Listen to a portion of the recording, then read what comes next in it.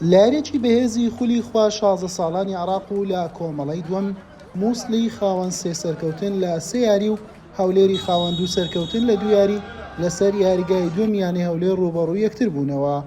لا نیوە یەکەم لەگەڵەوەی بێتوە شێرەکانی هەولێر باشتر دەرکەوتن، بەڵام هەردوو تیم نەیانتوانی دەرفەتەکان بخۆزنەوە و بە گۆڵ بگەن، هەر بۆیە نیوە یەکەم بە ئەنجامێکی سپی کۆتایی هات. لە نیوەی دۆم شارەکانی خاوەن ماڵ زیاتر بوو، لە هێرشەکان مەترسیدارتر دەردەکەوتن. لە خولەکی 56 ڕەوەند کارزان بە ئەسیستی یوسف ژیکار بربەستی یەکسانی بڕی و هەولێری با گۆڵ یەکەم پێشکەست.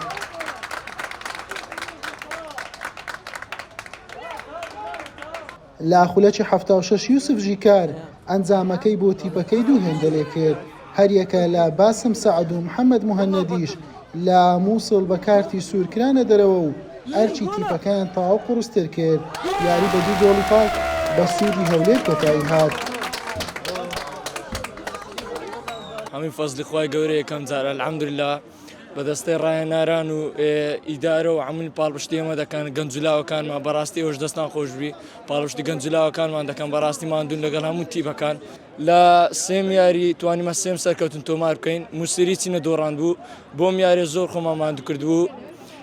هەموو ئامانجەکەمان ئەم بردنەوەی بوو، پێشمەرگەش تەعادولە چیە بوو، بۆ ئێمە ئەو بردنەوەی باش بوو، توانیمان بە 9 خاڵ و پلەی دووەم بگرین. گەمەی داهات ئینشاڵڵا ببینەوە سەدارە دەبین و ئینشاڵڵا خوا لە یەک مەفەق دەکەن. یاریزانەکان تەمەنیان بچووکە، یەکەم جارە لە ئاستی تەمەنەکان بەشداری دەکەن. نامەوێت قسە لەسەر ناوبژان بکەم، بەڵام لە ئاستی ئەم یاریە و ئەم منداڵانە نەبوو. بڕیارەکانی باپەلە بوون، دەرکردنی یاریزان کاریگەری لەسەر تیپەکە دەبێت. تیپەکەمان یەکەم شکستە تووشی دەبێتن، هەوڵ دەدەین قەرەبووی بکەینەوە.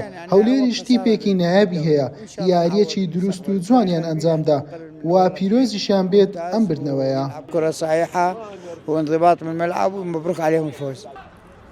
بەم ئەنجامە هەولێر بە سێ یاری و مووسڵ بە 4 یاری بوونە خاوەنی 9 خاڵ لە پلەکانی دووەم و سێم یاریزبەندی کۆمەڵەکەیانن.